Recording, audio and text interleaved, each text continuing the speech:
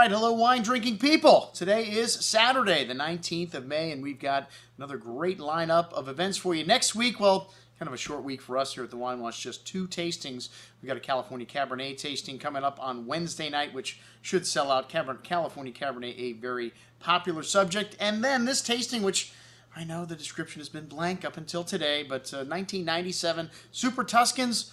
Not a very hard vintage to sell. You know, when this vintage came out, it was very highly touted by the Wine Spectator and by the Wine Advocate and pretty much every other publication out there singing its praises because of its forward, precocious nature, and these wines had incredible structure. What does that mean? Well, some of the top wines from Tuscany, Brunello Di Montalcino, for instance, is released 5 years after the vintage. I can't think of too many wines that are held back for this long by law, and then in great vintages like 1997, you want to keep these wines 5 years, 10 years or more for them to just start to reach their peak. You know, I've seen some news and boards and people talking about drinking their 97s and being disappointed now, and how these wines are over the hill, and how some people are even selling them off at really dirt cheap prices. Well, unbelievable. You know, you don't want to give up on a vintage like 97. Great vintages go through peaks and valleys when they drink, and they shut down and are not very expressive at certain points in their life. And this is what happened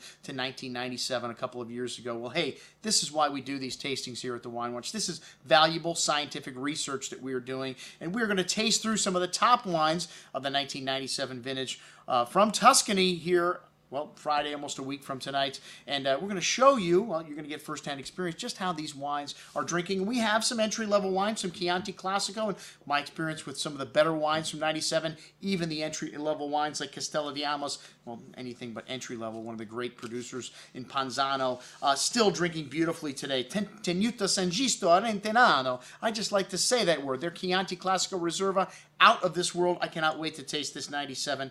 Again, a wine that to me should last another 10, 20 years in the bottle. Of course, we have a flight of Brunellos from the entry-level Col d'Orcia Brunello, of course, going up to one of the top-level wines, the Altero from Poggio Antico, and then, of course, some Super Tuscans. A great Tuscan tasting is not complete without wines like Castello di Rampolla San Marco, also located in Panzano, one of the greatest areas within the Chianti Classico district. One of our favorite producers, Fontodi, is from Panzano. Also, unfortunately, nothing on the table tonight from Fontodi, but you never know with the Wine Watch. You always get a little something extra. You can just feel the love in the room when we do these events. And, you know, our wine drinking people regularly bring things to our events. So we've got 8 wines scheduled to go down. I'll probably open up something in terms of a sweet wine, probably a Vinsanto, appropriate for a Tuscan tasting. So check it out, and a beautiful menu prepared by my lovely wife, Tony. Check it out on today's email. I'm your host, Andrew Lampasoni, signing off for the Wine Watch, saying, remember, always drink the good stuff first.